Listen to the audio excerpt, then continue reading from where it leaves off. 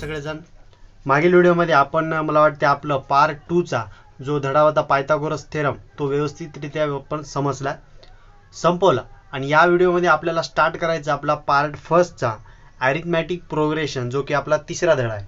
पहिला आणि दुसरा धडा हे दोन्ही धडे आपले मागील व्हिडिओमध्ये झालेले आहेत. वाटल्यास मी काय करतो, आपल्याच या यूट्यूब चॅनलवर सेपरेट एका धड्यासाठी एक प्लेलिस्ट तयार करतो, जेणेकरून त्या एका लिस्टमध्ये तुम्हाला आपले सर्व व्हिडिओज, एका धड्याचे सर्व व्हिडिओज हे एका गट्टा करून तुम्हाला भेटून जातील, जेणेकरून तुम्हाला अडचण होणार नाही. हा आपला पार्ट 1 मधील अरिथमॅटिक प्रोग्रेशन, जे की आपण अल्जेब्रा म्हणतो पार्ट 1 ला, त्यामधला हा अरिथमॅटिक प्रोग्रेशन हा तिसरा धडा आहे. पेज नंबर 55 वरील आपला तिसरा धडा अरिथमॅटिक प्रोग्रेशन हा आपल्याला स्टार्ट करायचा आहे. आणि त्या धड्यामध्ये काय काय आहे प्रत्येक गोष्टी आपल्याला चेक करायचं. मला वाटते 3 ते 4 एक्सरसाइज या धड्यामध्ये आहेत. प्रॉब्लेम सेट सुद्धा आहे, तो व्यवस्थितरित्या आपल्याला सोडवायचा आहे. आणि यावर्षी तुम्हाला वाटत असेल सर जो पार्ट रेड्यूस झाला आहे, वगळलेला आहे, तो पार्ट आपण घेऊ नये. पण जर तुम्ही रेड्यूस झालेला सिलेबस जर बघितला असेल तर अरिथमॅटिक प्रोग्रेशनचा कोणताही पार्ट, कोणताही गणित, कोणतीही एक्सरसाइज आपली वगळलेली नाहीये. टोटल अरिथमॅटिक धडा आपल्याला एक ना एक गणित व्यवस्थितरित्या सॉल्व्ह करायचंय. चला तर मग सुरुवात करूया आपण आपल्या अरिथमॅटिक प्रोग्रेशन या धड्याला सुरुवात करते वेळेस अगोदर एक सुंदर एक गोष्ट आहे. कोणती गोष्ट की एका शाळेमध्ये जॉन मार्टिन नावाचे एक शिक्षक होते. जॉन मार्टिन त्यांनी काय केलं होतं की त्यांच्या विद्यार्थ्यांना काहीतरी व्यस्त करावे, जेणेकरून त्यांना जे त्यांचं ऑफिसचं काम आहे ते करायचं होतं. त्यामुळं विद्यार्थ्यांना एक कुठेतरी कामामध्ये गुंतवून ठेवण्यासाठी त्यांनी विद्यार्थ्यांना एक प्रश्न सांगला, जेणेकरून त्या प्रश्नाचं उत्तर काढते वेळेस त्यांना भरपूर टाइम लागणार. तो टाइम त्यांनी त्यांच्या ऑफिसच्या कामामध्ये व्यस्त करून घेतील. मग जॉन मार्टिन काय म्हणाले, पोरहो चला तुम्हाला एक काम देतो. म्हणले कोणतं? तुम्ही काय करायचंय, 1 पासून ते 100 पर्यंत या सर्व अंकांची बेरीज करून मला दाखवायची. मग ती 1 ते 100 पर्यंतच्या अंकांची बेरीज करून तुम्ही दाखवली की मग पुढचं गणित तुम्हाला किंवा खेळायला सोडतो असं सांगितलं. आणि मुलांना थोडंसं एक्साइटेड बनवलं की मुलांच्या मनात होती चला 1 ते 100 ची बेरीज करून झाली की आपल्याला खेळायला जाता येईल, जेणेकरून ते मुलं लवकरात लवकर ते गणित सोडवण्याचा प्रयत्न करतील. मग जसं मुलं सोडवायला लागले, आता बेरीज करायची. जवळपास आपल्याला अशी 1 + 2 + 3 अप टू 100 पर्यंत अशा 100 अंकांची बेरीज करायची. आता मुलं लागले कामाला. 1 + 2 3, 3 आणि 3 6, 6 आणि 4 10, 10 आणि 5 15 असं 100 पर्यंत बेरीज करायला लागले. पण त्यामध्ये असा एक विद्यार्थी होता, त्यांनी काय केलं, लगेच 2 मिनिटांमध्ये आपली वही पेन बंद करून व्यवस्थित त्याचा जो टेबल होता त्याला टेका देऊन मस्तपैकी बसला. आता हे बघितलं शिक्षकाने, जॉन मार्टिनने. म्हणलं काय झालं रे कार्ल गौस, तुला बेरीज करायची नाही का? कार्ल गौस म्हणाला, सर बेरीज झाली सर माझी. अरे कशी, एवढ्या बेगीनं कशी केला तू बेरीज? कार्ल गौस म्हणला, सर इझी आहेस म्हणला.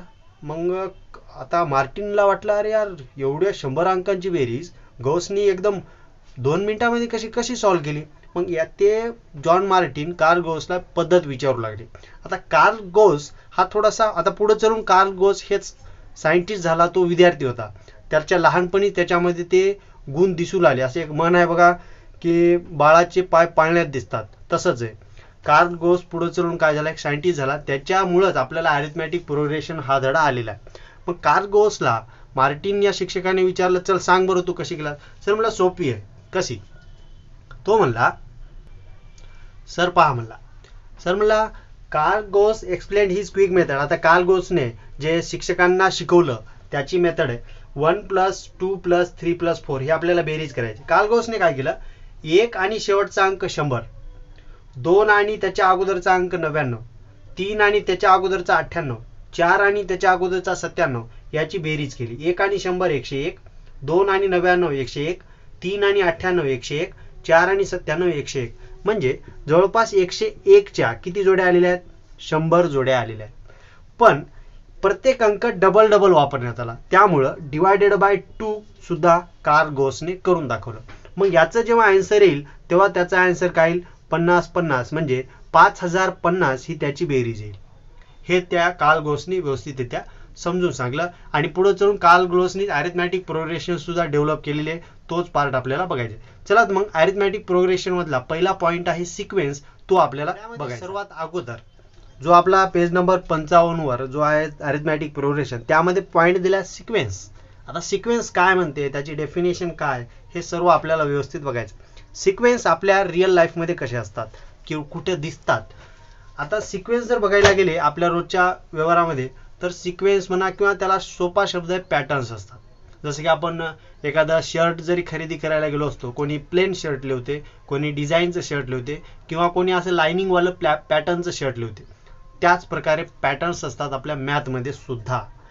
आता लाईफमध्ये रिअलच्या रोजच्या व्यवहारात जर सांगायचं झाले, पॅटर्न असतात झाडाच्या पानापानात. म्हणजे झाडं जर बघितलं तुम्ही तर एका पॅटर्नमध्ये त्याची डेव्हलप झालेली असते. पॅटर्न असतात झाडाच्या पानापानात, आणि पॅटर्न हे मला वाटते जंगलामध्ये असतात आणि वनावनात सुद्धा असतात. राईट, म्हणजे पॅटर्न्स हे माणसाच्या मनामनात सुद्धा असतात. इथं मला वाटतं एक कविता सुद्धा तयार व्हायली, पण तसं नाही. पॅटर्न्स आपल्याला जसं समजा एक सूर्यफूल आहे, त्या सूर्यफुलाच्या जर बिया तुम्ही बघितलात तर त्याच्या बिया सुद्धा पॅटर्नमध्ये इन्क्रीज होतात. सर्वात अगोदर तर काही बिया अशा गोल असतात, मग त्याच्या बाजूला अजून, त्याच्या बाजूला अजून आणि त्याच्या बाजूला अजून, असं एक सूर्यफूल व्यवस्थितरित्या डेव्हलप होते. तिथं एक नेचरमध्ये पॅटर्नचं उदाहरण आपल्याला बघता येते. आणि पुढं पॅटर्नचं उदाहरण असते आपलं रोजच्या वरच. काल परवा जी आपली दिवाळी झाली त्याच्यामध्ये तुम्ही रांगोळी तयार केली असाल, त्या रांगोळीमध्ये जे सर्वात अगोदर डॉट काढतात. कसे डॉट काढतात, तुम्ही सुद्धा काढले असाल, आणि त्या डॉटमध्ये सुद्धा काही पॅटर्न्स असतात बघा. सर्वात अगोदर आपण काही पॅटर्न काढतो. सर्वात अगोदर 1 डॉट, नंतर 2 डॉट, नंतर 3 डॉट, नंतर अजून काही डॉट, नंतर 4च्या नंतर 5 ठिपके देतो आपण. मग अशा प्रकारे सोवाण काढून एक रांगोळ, सुंदर रांगोळ तयार होते. म्हणजे सांगायचं तात्पर्य एवढं की एखादी गोष्ट, एखादी वस्तू जर सुंदर बनवायची असेल तर त्यामध्ये काहीतरी पॅटर्न लपलेला असतो. तोच पॅटर्न आपल्या मॅथमध्ये सुद्धा असतो. आता मॅथमधला सर्वात अगोदरचा आपण शिकलेला पॅटर्न जो कोणता असेल ते आहेत आपले एकदोन, जे की आपल्या शिक्षकाने आपल्याला पहिली दुसरीला असते वेळेस शिकवलेत. सर्वात अगोदर आपण काय शिकतो, 1 काढायला शिकतो, नंतर 2, नंतर 3, नंतर 4, आणि असं 100 पर्यंत आपल्याकडून उजळणी पाठ करून घेतली जाते सर्वात अगोदर. मग जसं जसं आपण मोठे होत जातो, पॅटर्न्स पाडे शिकतो. नंतर पहिला पाडा आपल्या पुढे येतो बेचा पाडा, बे 1 बे, बे 2 4, बे 3 6, बे 3 6, बे 4 8, असा आपण एक पॅटर्न तयार करतो, जेणेकरून तो आपल्याला पाठ सुद्धा झालेला असतो. पॅटर्न पाठ होण्यामागचं कारण एवढंच की ते एका सिक्वेन्समध्ये असतात, त्यामुळे ते पाठ होतात. राईट, म्हणून पॅटर्न हे आपल्या मॅथमध्ये सुद्धा, मॅथला सुद्धा एक सुंदर बनवतात. इंटरेस्टिंग बनवण्यासाठी सुद्धा आपले सिक्वेन्स म्हणा किंवा पॅटर्न म्हणा हे फार महत्त्वाचे असतात. आणि हेच पॅटर्न आपल्याला आपल्या अरिथमॅटिकमध्ये शिकायचं. आता सिक्वेन्स जर बघायचे असेल, सिक्वेन्स काय असतं त्यासाठी आपल्याला काही उदाहरणं अगोदर बघावी लागतील. ते उदाहरणं आपण बघूया. आता सिक्वेन्स म्हणजे काय तो समजून घेऊ. सिक्वेन्सची डेफिनेशन जर पुस्तकात बघितली तर पुस्तकात डेफिनेशन अशी दिली की sequence is the collection of numbers arrange in a definite order according to some definite rule. म्हणजे काय, सिक्वेन्स हे नंबरचं एक कलेक्शन आहे, जेणेकरून तो एका ऑर्डरने डिफाईन केला असेल, एक काहीतरी क्रम लावलेला असेल, आणि तो क्रम काय असेल, डिफाईन असेल, एकच असेल. प्रत्येक 2 पदामध्ये तो नियम काय असेल, एकच असेल. आता एक लिस्ट मी तयार केली, त्यामध्ये काय नियम आहे. पहिल्यामध्ये 0च्या नंतर 1 झाला म्हणजे 0च्या नंतर 1 +1 झाला, 1च्या नंतर 3 झाले नंतर +2, 3च्या नंतर 6 झाले म्हणजे +3. या पहिल्या लिस्टमध्ये काय रूल आहे की बाबा पुढलं जर पद तुम्हाला घ्यायचं असेल तर त्यामध्ये मागल्या पदामध्ये काय अरेंज केलं त्यापेक्षा 1 ऍड करून घ्यायचं. म्हणजे मला 1, 6च्या नंतर जर पुढली संख्या लिहायची असेल तर +4 करून 10 लिहावं लागेल. 10च्या नंतर जर पुढची संख्या लिहायची असेल तर +5 करून 15 लिहावं लागेल. हा त्या लिस्टमध्ये असलेला पॅटर्न आहे, हा त्या लिस्टमध्ये असलेला रूल आहे. दुसऱ्यामध्ये 1च्या नंतर 2 झाले, 2च्या नंतर 4 झाले, 4च्या नंतर 8 झाले. याचा अर्थ 1 गुणिले 2 2 झाले, 2 गुणिले 2 4 झाले, 4 गुणिले 2 8 झाले. पुढली संख्या काय येऊ शकते, 8 गुणिले 2 16 येऊ शकतात. 16च्या पुढे काय येऊ शकतात, 32 येऊ शकतात. म्हणजे आपली अरेंजमेंट आपल्याला समजायली, अशी अरेंजमेंट आपल्याला समजायली. तिसऱ्यामध्ये 100च्या नंतर 90 झाले म्हणजे 10 न कमी झाले, 90च्या नंतर 81 झाले, 9 न कमी झाले, 81च्या नंतर 73 झाले, 8 न कमी झाले, 73च्या नंतर 7 न कमी करून आपल्याला पुढली संख्या लिहिता येते, जे की 64 येऊ शकतात. जवळपास 7 न कमी करून 66 येऊ शकतात. पुढली संख्या काय येऊ शकते, 66. तसंच शून्यच्या नंतर 1, 1च्या नंतर 4. इथं जर बघितला तर 0चा वर्ग 0, 1चा वर्ग 1, 2चा वर्ग 4, 3चा वर्ग 9. म्हणजे असं स्क्वेअरिंग दिली. प्रत्येकाची काय दिली, अगोदर 0चा स्क्वेअर, 1चा स्क्वेअर, 2चा स्क्वेअर, 3चा स्क्वेअर, 4चा स्क्वेअर. तर पुढली टर्म काय येऊ शकते, जर मला 25 लिहायला कोणी नको म्हणेल का, नाही.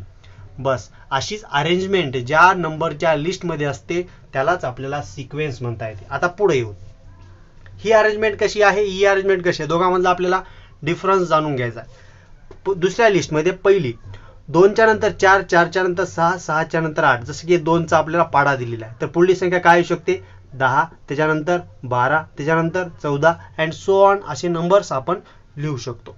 नंतर दुसरी 1च्या नंतर 3, 3च्या नंतर 5, 5च्या नंतर 7. म्हणजे +2, +2, +2 आणि पुढं +2 9 घेऊ शकता, पुढं +2 11 घेऊ शकता. आपल्याला पॅटर्न समजायला. तिसरं 1च्या नंतर 7, 7च्या नंतर 13. म्हणजे +6 7 झाले, +6 13 झाले, +6 19 झाले. 7 7 7 7. आता यामध्ये काय पॅटर्न असेल सर, सगळे तर नंबर सारखे दिलेत, पण आहे एक पॅटर्न. जर 7 मध्ये मी +0 केले तर 7च येतात, पुन्हा 7 मध्ये जर +0 केले तर 7च येतात, पुन्हा 0 केले तर 7च येतात. त्यामध्ये असलेला पॅटर्न असा आहे की प्रत्येक नंबरमध्ये जर +0 केला तर तुम्हाला पुढली संख्या मिळू शकते. असा आता आहे, तो पॅटर्न असेल तर आपण काय करू शकतो. आता दोघांमध्ये डिफरन्स काय, दोघांमध्ये डिफरन्स असा आहे की या लिस्टमध्ये प्रत्येक 2 पदामध्ये जो पॅटर्न आहे तो सारखा आहे का, नाही. फक्त ऍक्सेप्टेड ही वाली लाईन सोडली तर प्रत्येक पदामध्ये पॅटर्न सारखा आहे का, नाही. पण या लिस्टमध्ये प्रत्येक 2 पदांमधला पॅटर्न कसा आहे, सारखा आहे. जर मी 13 आणि 9 जरी धरले तर दोघांमध्ये फरक कितीचा आहे, 6चा आहे. 1 आणि 7 जरी धरले दोघांमध्ये फरक कितीचा आहे, 6चा आहे. पॅटर्न सारखा आहे. मग यांना सिक्वेन्स म्हणू शकता, पण असे सिक्वेन्स जेणेकरून ज्या 2 पदांमधील डिफरन्स सारखा असेल, पॅटर्न सारखा असेल, त्या सिक्वेन्सला आपल्याला प्रोग्रेशन म्हणता येते. काय म्हणता येते, टर्म्स प्रोग्रेशन. काय म्हणता येते, प्रोग्रेशन. बस याच सिक्वेन्स काला म्हणायचं, प्रोग्रेशन काला म्हणायचं, हेच आपल्याला शिकून घ्यायचं, जे की आपण आता बघितलो. मग एवढं समजल्याच्या नंतर मग प्रोग्रेशनची डेफिनेशन आपण काय म्हणू शकतो. Progression is the special type of sequence. Progression हे सिक्वेन्सच आहे, पण त्यातल्या त्यातमध्ये special type of sequence where relation between 2 consecutive terms, relation between 2 consecutive term म्हणजे क्रमांकात जे टर्म्स आहेत त्यांच्यामधलं रिलेशन काय असलं पाहिजे, सेम असलं पाहिजे. अशा सिक्वेन्सला आपल्याला प्रोग्रेशन म्हणता येते. प्रोग्रेशन हे सिक्वेन्सच आहेत, पण त्यामधले special type of sequence such that difference between 2 consecutive terms is same असला पाहिजे, तरच त्याला आपण प्रोग्रेशन म्हणू शकतो. बस आता प्रोग्रेशन आपल्याला समजलं. आता फक्त आपल्याला अरिथमॅटिक प्रोग्रेशन समजायचे. त्यामध्ये आता पुढची स्टेप, सिक्वेन्स समजली, त्यामध्ये प्रोग्रेशन समजलं. आता त्याच्यावरून आपल्याला अरिथमॅटिक प्रोग्रेशन काय आहे ते सुद्धा बघायचं आहे. चला आता मग ते बघूया. अरिथमॅटिक प्रोग्रेशन आपल्याला समजून घ्यायचं. त्यासाठी मी 3 उदाहरणं आपल्या बोर्डवर लिहिलेत आणि ऍक्टिव्हिटी आपल्याला बघायची आहे की ते 3 उदाहरणं त्याच्या पुढचे 3 टर्म्स आपल्याला द्यायचे. जसं की 100च्या नंतर 70 आलेत, 70च्या नंतर 40, 40च्या नंतर 10, तर 10च्या नंतर काय येऊ शकतात हे आपल्याला बघायचं. आता आपण थोडंसं ध्यान देऊन बघूया पहिल्या सिक्वेन्सकडे. 100च्या नंतर 70 झाले म्हणजे -30 झाले. 70च्या नंतर 40 अगेन -30. 40च्या नंतर 10 अगेन -30. 10च्या नंतर 30 मायनस करून आपल्याला टर्म लिहायचे. काय येतील, 10 - 30 आपल्याला -20 हे पहिली टर्म लिहिता येते. अगेन -20 मधून -30 -50, -50 -30 -80.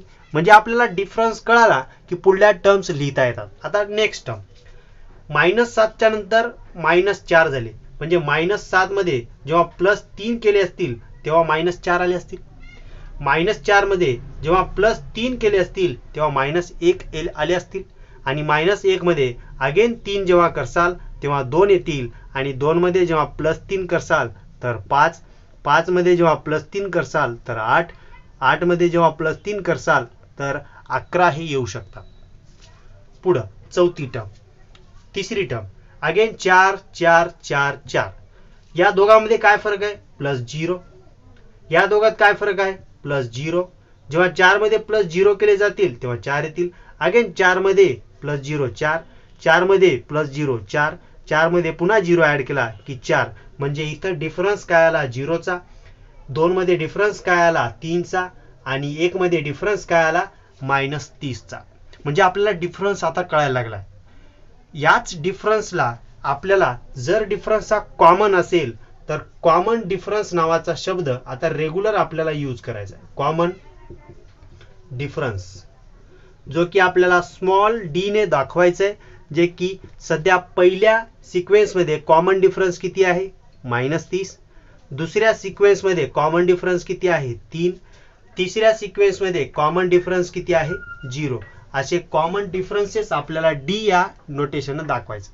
आणि महत्वाचं जे काय आपण अरिथमॅटिक प्रोग्रेशन शिकायलो त्याची डेफिनेशन काय म्हणते. जर तुम्ही पेज तुमचं पुस्तक ओपन केलं तर त्या पुस्तकामध्ये एक अरिथमॅटिक प्रोग्रेशनची डेफिनेशन सुद्धा आहे. कुठे काय म्हणते, in a given sequence, page number मी 58 वर आहे, तुम्हाला दिसत असेल किंवा तुमच्या पुढे तुम्ही पुस्तक ओपन करून ठेवा. पेज नंबर 58 वर in a given sequence if the difference between two consecutive term Tn+1, आता Tn T1 काय आहे ते लगेच सांगतो, is constant then the sequence is called arithmetic progression. बस याच डेफिनेशन वरून आपल्याला अजून चांगल्या प्रकारे अरिथमॅटिक प्रोग्रेशन सुद्धा समजून घेता येते. म्हणजे ज्या सिक्वेन्स मध्ये डिफरन्स जर सारखा आला 3 3 3 3 तर ही सिक्वेन्स अरिथमॅटिक प्रोग्रेशन आहे असं म्हणता येते. पहिली सिक्वेन्स सुद्धा कॉमन डिफरन्स डी हा प्रत्येक ठिकाणी सारखा आहे, म्हणजे पहिली सिक्वेन्स सुद्धा अरिथमॅटिक प्रोग्रेशन आहे, आणि तिसरी सुद्धा common difference 0 0 0 is common, therefore third sequence is also arithmetic progression असं आपण म्हणू शकतो बाय डेफिनेशन. आता आपल्याला अरिथमॅटिक प्रोग्रेशन समजली. पुढं काय, पुढं आहे त्या अरिथमॅटिक प्रोग्रेशनच्या टर्म्स कशा असतात. म्हणजे पहिली ही अरिथमॅटिक प्रोग्रेशन आहे, तर मी पहिल्या टर्मचा शब्द कसा आहे TERM, त्या टी वरून पहिल्या टर्मला मी T1 म्हणू शकतो, दुसऱ्या टर्मला मी T2 म्हणू शकतो, तिसऱ्या टर्मला मी काय म्हणणार T3 म्हणणार. बस इझी गोइंग आहे. जेवढी टर्म आहे त्या टीच्या खाली तेवढा अंक द्यायचा. जसं की इथं पहिली असेल तर T1, दुसरी असेल तर T2, तिसरी असेल तर T3, आणि पहिली दुसरी तिसरी चौथी पाचवी सहावी हे सातवी असेल तर मला T7 लिहिता येते. तसंच असं T1 T2 T3 T4 T5 T6 and T7 अशा टर्म्स हे टी ने दाखवतात, आणि त्यामधला कॉमन डिफरन्स हे स्मॉल डी ने दाखवतात. बस अरिथमॅटिक प्रोग्रेशन इथं आपल्याला व्यवस्थित समजली. आता फक्त आपल्याला यावरचे उदाहरणं सॉल्व्ह करायचे आहेत, जे की आपली एक्सरसाइज स्टार्ट होईल आता 3.1 मध्ये. चला तर मग आपल्याला आता शॉर्ट मध्ये जर सांगायचं झालं तर आपल्याला काय काय समजलं. सर्वात अगोदर तर सिक्वेन्स समजली. Sequence is the collection of numbers arrange in the definite order according to the some definite rule. ही सिक्वेन्सची डेफिनेशन तुम्हाला सुद्धा खणखण पाठ करायची. सिक्वेन्स वरून प्रोग्रेशन समजली. Progression is the special type of sequence where the relation between consecutive terms is same असला पाहिजे. आणि अरिथमॅटिक प्रोग्रेशन म्हणजे काय, ज्या सिक्वेन्समध्ये ज्याचा कॉमन डिफरन्स सेम असतो त्या सिक्वेन्सला आपल्याला अरिथमॅटिक प्रोग्रेशन म्हणता येते. आणि अरिथमॅटिक प्रोग्रेशन आपल्याला व्यवस्थित समजले असेल तर प्लीज लाईक करा आणि कमेंटमध्ये मला यस अरिथमॅटिक प्रोग्रेशन असा मेसेज करा, जेणेकरून मला समजून जाईल की तुमच्यापर्यंत मी जे काय बोलायलो ते समजलेलं आहे. चला तर मग 3.1 ला सुरुवात करूया आपण आपल्या पुढच्या पार्टमध्ये. आणि अशा प्रकारे आपला प्रॅक्टिस सेट 3.1 मधील, जे की पेज नंबर 61 वर आहे, 3.1 पेज नंबर 61 मध्ये त्यामध्ये एक पहिला क्वेश्चन दिला. आता तुम्ही तुमच्यासोबत पुस्तक ठेवायचं, त्यामध्ये क्वेश्चन काय म्हणतो तो वहीमध्ये व्यवस्थित लिहून ठेवायचा. Which of the following sequence are AP if they are AP means arithmetic progression, त्याचा शॉर्ट फॉर्म AP दिलाय. फाइंड द कॉमन डिफरन्स, आपल्याला डी ची व्हॅल्यू काढायची आहे. कॉमन डिफरन्स म्हणजे डी ची व्हॅल्यू आपल्याला काढायची आहे, जे की आपण आताच बघितले. पहिलं उदाहरण दिलंय 2 4 6 8, याचा आन्सर आपल्याला फाइंड आउट करायचं. गिवन. आता आन्सर लिहिते वेळेस अरिथमॅटिक प्रोग्रेशन मध्ये काय असते बरं, सर्वात अगोदर तर त्याच्या टर्म्स असतात, जे की पहिली दुसरी तिसरी आपल्याला लिहावं लागतात. म्हणून मी T1 ची व्हॅल्यू लिहू शकतो. पहिली टर्म 2, दुसरी term T2 is equals to 4, तिसरी term T3 is equals to 6 and T4 is equals to 8. अशा चारीला चारी टर्म्स मी क्वेश्चन कडे बघून आपण व्यवस्थित लिहून घेतलं. आता कॉमन डिफरन्स काढायचा आहे. कॉमन डिफरन्स कसा काढतात, जे की दोन पद असतात. आता पहिलं पद आणि दुसरं पद त्याच्यामधला डिफरन्स काढायचा. मीन्स T2 मायनस T1 ची व्हॅल्यू मला अगोदर काढावी लागेल. दुसऱ्या पदामधून पहिलं पद मायनस करावं लागेल. 4 मायनस 2, 4 मायनस 2 जे की आन्सर येणार 2. आता तिसऱ्या आणि दुसऱ्यामध्ये फरक काय आहे, T3 आणि T2 मध्ये काय फरक आहे तो मला बघायचा आहे. T3 आपल्यापाशी आहे 6 मायनस T2 आपल्यापाशी आहे 4 ला 4 अगेन आन्सर येईल आपलं 2च. पुढं अजून सोडू शकतो आपण, वाटल्यास कॉमन डिफरन्स 2 आला हे आपल्याला समजलं, पण लिहू शकतो T4 minus T3, T4 minus T3, 8 minus 6 is equals to 2. Therefore, here common difference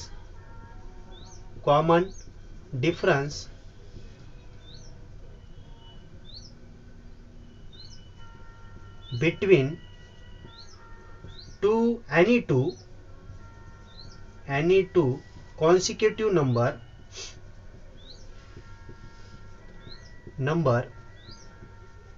is same. Therefore given which is वाटल्यास d ची व्हॅल्यू लगेच देऊन टाकू. consecutive number is same which is d is equals to 2. Common difference काय मिळाला आपल्याला, 2 मिळाला. therefore given sequence long मध्ये न लिहिल्यापेक्षा therefore this sequence is an AP. बस असं फायनल आन्सर आपल्याला लिहिता येते. काहीच केलं नाही, फक्त दोन पदामधला आपल्याला डी ची व्हॅल्यू काढली, ती सारखी आहे म्हणून सांगितली. ती सारखी असल्यामुळं गिवन सिक्वेन्स ही AP आहे असं आपण डिक्लेअर केलं. हे जर आपलं पहिलं गणित. लगेच आपल्या पुढे जागा आहे उजवीकडे, तर दुसरं गणित काय म्हणते ते बघू.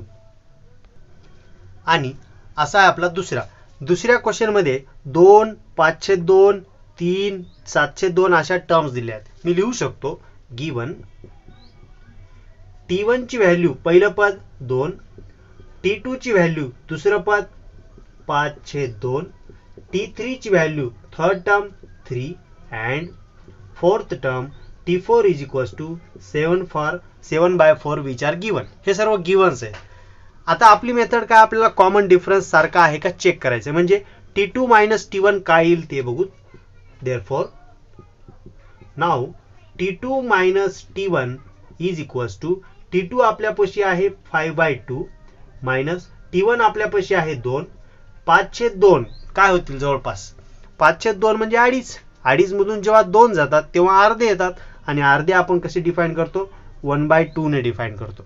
वाटल्यास तुम्हाला शॉर्टकट वाटत असेल तर 5/2 मायनस 2 छेदात काही नाही म्हणजे 1 याची आपल्याला वजाबाकी करायची. 5 5 मायनसला मायनस, 2 2 4 छेदामध्ये छेदाचा गुणाकार, 2 1 5 मधून 4 गेले 1 छेदात येतील 2. राईट, 1/2च आन्सर येईल. म्हणजे डिफरन्स काय आला पहिला आपला 1/2. नाव हे झालं पहिलं. दुसरं T3 मायनस T2 काढायचं. T3 काय आपल्यापाशी 3 मायनस T2 काय आपल्यापाशी 5/2 इज इक्वल्स टू आपल्याला सोडवायचं. अगेन 3 च्या छेदात काही नाही म्हणजे 1 मायनस 5/2 आपल्याला सोडवायचं आहे. 3 2 6 5 1 5 वजाबाकी असल्यामुळं वजाबाकी, छेदामध्ये छेदाचा गुणाकार 2 1 6 मधून 5 गेले 1 आणि छेदातले 2 जसे तसे. ही झाली आपली दुसरा कॉमन डिफरन्स. दुसरा कॉमन डिफरन्स काय आला 1/2 सेम आलेला आहे. म्हणून मी पुढे काय लिहिणार 1/2. आता इथं 3 वेळेस 2 2 2 काढलं होतं, पण इथं 2 याच्यामध्ये आपल्याला समजून आलं की कॉमन डिफरन्स हा आपला 1/2 आलेला आहे. देअरफॉर मी इथं लिहू शकतो therefore here common difference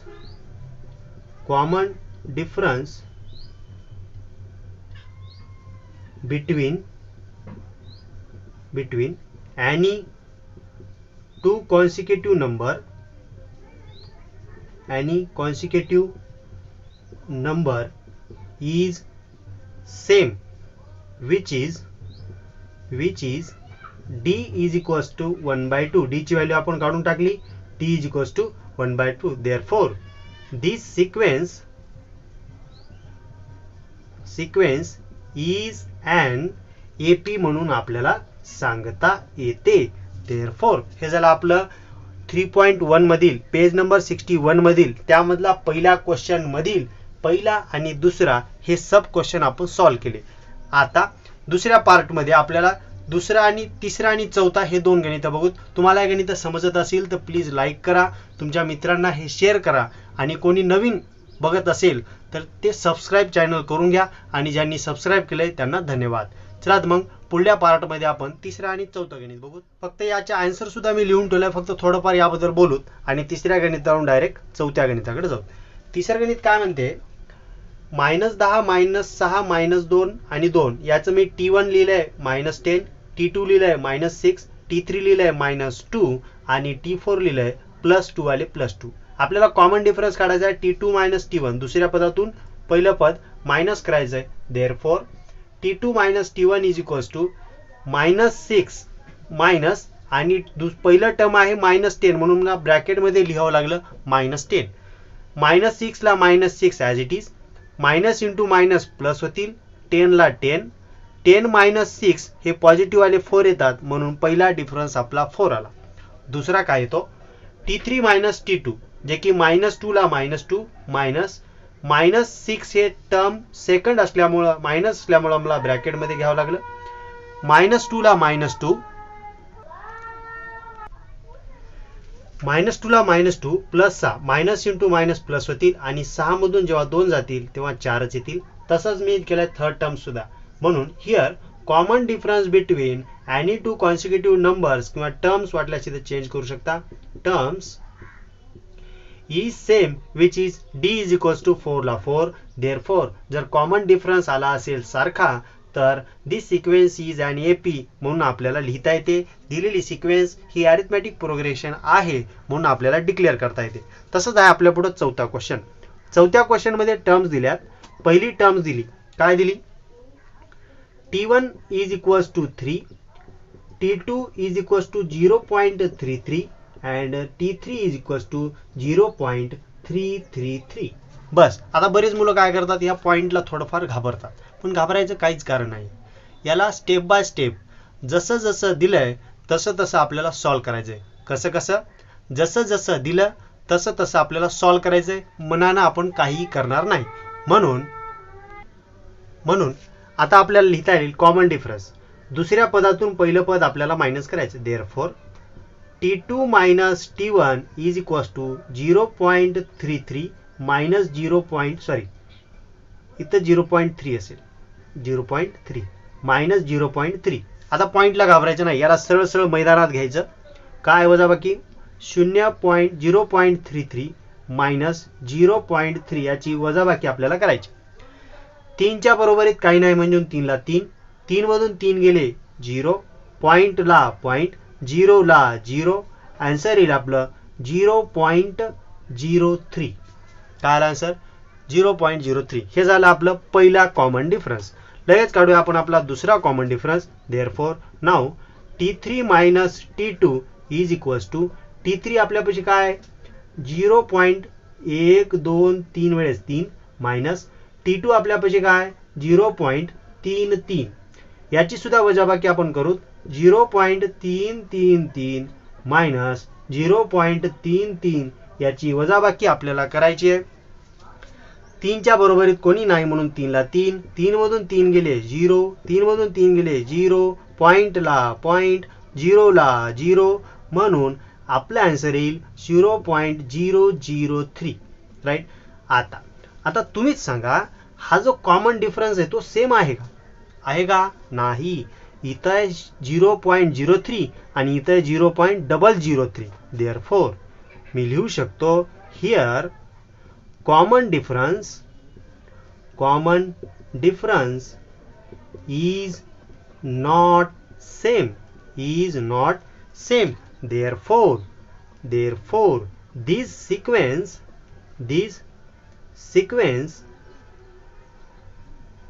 is not an arithmetic progression. AP असा खनखन आन्सर आपल्याला लिहिता येते. हे झालं आपलं पहिल्या क्वेश्चन मधलं तिसरं आणि चौथं गणित. लगेच बघायचं आपल्याला पुढल्या पार्ट मध्ये पाचवं आणि सहावं गणित. चला तर मग जाऊया आपण आपल्या पाचव्या आणि सहाव्या गणित. असं आपल्या पुढं पाचवं आणि सहावं गणित, जे की सोपे असल्यामुळे मी आन्सर अगोदरच लिहून ठेवले आणि तुम्हाला थोड्या मोजक्या शब्दामध्ये सांगून टाकतो, जेणेकरून आपला हा व्हिडिओ बिनकामाचा मोठा होणार नाही आणि तुम्हाला सुद्धा कमीत कमी वेळामध्ये जास्त गणित सॉल्व्ह करता येतात, बघता येतात. ओके, पाचवं गणित काय म्हणते? पाचवं गणित दिले आपल्याला 0, -4, -8, -12. गिवन मध्ये मी लिहिले T1 ची व्हॅल्यू 0, T2 ची व्हॅल्यू -4, T3 ची व्हॅल्यू -8, T4 ची गरज नसल्यामुळे मी लिहिले नाही. Therefore T2 - T1 -4 -0 म्हणजे -4 येतील. T3 - T2 जे की थर्ड टर्म -8 आहे, मायनस फॉर्म्युल्याचं T2 ची व्हॅल्यू -4 आहे, -8 मायनस इंटू मायनस या दोघांचा जेव्हा गुणाकार होईल तेव्हा काय होईल? प्लस होतील. -8 + 4, प्लसच्या 4 मधून 8 कधी जातात का? जात नाहीत. 8 मधून 4 काढायचे, 4 येतात. येणाऱ्या उत्तराला मायनस द्यायचं. हे झालं -4. मायनस प्लस वर मी बेसिक मॅथ मधून जवळपास 4-5 व्हिडिओ बनवलेले आहेत. एकदम ज्यांना मायनसचा प्लसचा थोडासा प्रॉब्लेम आहे की गुणाकारात काय होते, बेरजेमध्ये मायनस मायनस काय होते, भागाकारात मायनस मायनस काय होते, हे सर्व बारीक कन्सेप्ट भरपूर एकदम सोप्या भाषेमध्ये मी बनवलेले आहेत. अगोदरचे व्हिडिओज थोडेफार बघून घ्या, जेणेकरून तुम्हाला हे प्रॉब्लेम येणार नाही. फोर्थ टर्म मधून थर्ड टर्म आपल्याला मायनस करायचे. फोर्थ टर्म जे की लिहायला पाहिजे होती T4 = -12, -12 मायनस T3 ची व्हॅल्यू -8 म्हणून -8, -12 ला -12 जशा तसे, मायनस इंटू मायनस प्लस होतील आणि 8 मधून 12 जात नाहीत. 12 मधून 8 काढले, 4 ला 4 उलट केल्यामुळं मायनस. बस अशा प्रकारे गणिताला बोलत आपल्याला गणित सॉल्व्ह करायचे. आता कॉमन डिफरन्स -4 -4 आला, म्हणून here common difference between any two consecutive number is same, which is d = -4. Common difference same असल्यामुळे दिस सिक्वेन्स इज अरिथमॅटिक प्रोग्रेशन आहे म्हणून आपल्याला डिक्लेअर सांगता येते. हे झालं आपला पाचवा क्वेश्चन. लगेच जाऊया आपण आपल्या सहाव्या क्वेश्चन कडे. सहावा क्वेश्चन सुद्धा -1/5 -1/5 -1/5. आता बघता क्षणी दिसते की या दोघांमधला डिफरन्स 0 असेल, या दोघांमधला डिफरन्स 0 असेल. याबद्दल जास्त काही बोलायची गरज नाही. मी T1 T2 T3 लिहून ठेवलंय. कॉमन डिफरन्स T2 - T1 जे की -1/5 मायनस असल्यामुळे मला ब्रॅकेटमध्ये लिहावं लागलं -1/5. -1/5 जशाच तसे, मायनस इंटू मायनस प्लस होतील आणि प्लस मायनस कटल्याच्या नंतर 0 होईल. सेम प्रोसेस आपल्याला इथं सुद्धा लागू होईल. सेम प्रोसेस, म्हणून कॉमन डिफरन्स इथं सुद्धा 0 आला, इथं सुद्धा 0 आला, सेम आला. म्हणून मी लिहिलं here common difference between any two consecutive number is same, which is d = 0. Therefore this sequence is an AP. बस हे झालं आपलं पाचवं गणित. हे झालं आपलं सहावं गणित. लगेच पुढल्या पार्ट मध्ये आपल्याला सातवं आणि आठवं गणित घ्यायचं आहे आणि 3.1 मधला पहिला क्वेश्चन आपला तिथं संपते. चला तर मग लगेच जाऊया आपण आपल्या सातव्या आणि आठव्या क्वेश्चन कडे. आणि असं आपल्या पुढे आपला सातवा आणि आठवा क्वेश्चन. हे सुद्धा एकदम सोपे क्वेश्चन आहेत. यामध्ये आपल्याला जास्त काही टाइम द्यायचा नाहीये आणि आपली बरीच प्रॅक्टिस झालेली आहे. जवळपास आपण 8 क्वेश्चन इथं सॉल्व्ह केले. त्यापैकी सातवा क्वेश्चन इथं आहे, आठवा क्वेश्चन मी लिहून ठेवलाय. आता क्वेश्चन काय म्हणतो आणि आन्सर मध्ये काय लिहिले ते तुम्हाला व्यवस्थित समजून सांगतो. चला थोडंसं ध्यान देऊन, बोर्डकडे थोडं ध्यान देऊन पुढे बघा. सातवा क्वेश्चन आहे 3, 3 + √2 3, 3 + √2, 3 + 2√2, 3 + 3√2. त्यामध्ये मी गिवन मध्ये काय लिहिले? First term T1 = 3, second term T2 = 3 + 2√2 ही वाली सेकंड टर्म. थर्ड टर्म आहे आपल्या पुढे T3 = 3 + 3√2. Sorry, first term second term ही असेल थर्ड टर्म. फर्स्ट टर्म आहे 3, सेकंड टर्म आहे फक्त 3 + √2, थर्ड टर्म असेल 3 + 2√2 आणि फोर्थ टर्म आहे आपल्या पुढे 3 + 3√2. त्यामुळे मी दोघांमधला डिफरन्स काढणार t2 - t1 जे की दुसरी टर्म आहे आपल्या पुढे 3 + √2 3 + √2 त्यामधून मायनस करायचे only 3 +3 - 3 will get cancel only remains √2 हे पहिला डिफरन्स झाला. दुसरा डिफरन्स काढायचा आहे t3 - t2 मधून.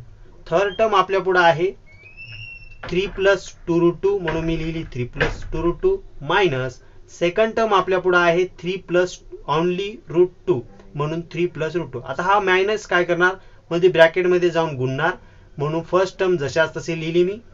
मायनस गुणिले 3 -3 मायनस जेव्हा प्लसला गुणतील तेव्हा मायनस होतील. सेकंड टर्म आपल्या पुढे आली -3 - 2 म्हणून प्लस वाले मायनस वाले कटून जातील. 2 √2 मधून मायनस √2 गेले म्हणजे 2 √2 मधून 1 √2 गेला. फक्त 1 √2 जशाच तसा आपला रिमेन्स राहिला म्हणजे 2 वर्गमुळात 2 तून 1 वर्गमुळात 2 निघून जातील आणि फक्त एकच वर्गमुळात 2 बाकी राहतील म्हणून मी इथे लिहिले. सेम आपला डिफरन्स आला. सेम पुढे तीच प्रोसेस फॉलो करायचे. ॲज टी मायनसने गुणायचे मायनसने गुणणार +3 - 3 विल गेट कॅन्सल होतील. 3 वर्गमुळात 2 मधून 2 वर्गमुळात 2 गेले फाईल राहिला फक्त 1 वर्गमुळात 2 म्हणून here common difference is same d = √2 therefore this sequence is an AP असं आपल्याला खणखण लिहिता आलं. फक्त लिहिण्याचा वेळ आपण इथं वाचवला कारण आपला व्हिडिओ आपल्याला होईल तेवढा कमी याच्यामध्ये आपल्याला जास्त नॉलेज गेन करायचे. हे झालं आपलं 7वं गणित. लगेच बघायचं आपल्याला 8वं गणित. 8वं गणित एकदम सोपं आहे. यामध्ये पहिली टर्म दिली 127 म्हणून मी t1 लिहिली 127. दुसरी टर्म दिली 132 म्हणून मी t2 लिहिले 132. तिसरी टर्म दिली आपल्याला 137 म्हणून मी थर्ड टर्म लिहिली आपल्या पुढं 137. दोघांमधला डिफरन्स काढायचा आहे t2 - t1 जे की 132 - 127 होतील आणि 132 मधून जेव्हा 127 जातात तेव्हा 5 येतात. तसंच third term minus second term. Third term आपल्या पुढे आहे 137. सेकंड टर्म आपल्या पुढे आहे 132. 137 मधून 132 गेले येतील फक्त 5 म्हणून कॉमन डिफरन्स आपल्या पुढे सेम आला. म्हणून मी लिहिता आलं मला here common difference is same which is d = 5 therefore this sequence is an AP म्हणून आपण इथं आन्सर संपवलं. राईट. एकदम सोपे क्वेश्चन जे की आपल्या तुमच्या एक्झाम मध्ये 1 ते 2 मार्काला पहिल्या क्वेश्चन मध्ये येतात. काय आहे ते question which of the following sequence are AP खालीलपैकी कोणती सिक्वेन्स ही अरिथमॅटिक प्रोग्रेशन आहे असं ओळखा. जर ती सिक्वेन्स अरिथमॅटिक प्रोग्रेशन असेल तर तिचा कॉमन डिफरन्स डी ची व्हॅल्यू काढा म्हणून येते जे की आपण प्रत्येक आन्सरला डी ची व्हॅल्यू काढून दिलेली आहे व्यवस्थित. ओके. तुम्हाला हा क्वेश्चन नक्की समजला असेल अशी आशा करतो. जर समजला असेल तर अगेन सांगतो हा व्हिडिओ लाईक करा, तुमच्या जवळच्या मित्रांना शेअर करा आणि सबस्क्राईब करायला विसरू नका. ठीक आहे. पुढच्या व्हिडिओमध्ये आपण आपल्याला काय करायचं आता आपण कुठे आलो आता आपण आलोत आपल्या प्रॅक्टिस सेट 3.1 मधील पहिला क्वेश्चन व्यवस्थित सॉल्व्ह झाला. लगेच आपल्याला काय करायचं आहे दुसरा क्वेश्चन पुढल्या व्हिडिओमध्ये मी घेऊन येईल. नक्की पुढल्या व्हिडिओमध्ये भेटूया. स्वतःची काळजी घ्या. बाहेर फिरताना मास्क लावूनच बाहेर फिरायचं आहे. सोबत आपल्याला सॅनिटायझर वापरायचं आहे आणि सोशल डिस्टन्सिंगचा यूज करायचा आहे कारण अजून कोरोनाचं संकट टळलेलं नाहीये. जेव्हा आपण प्रार्थना करू संकट लवकर टळणार, शाळा चालू होतील आणि पुन्हा एकदा तुम्हाला शाळेत जाता येईल. ठीक आहे. आपलं काम आहे अभ्यास करण्याचं. आपण व्यवस्थितरित्या अभ्यास करू. पुन्हा भेटूया पुढच्या व्हिडिओमध्ये. जय हिंद.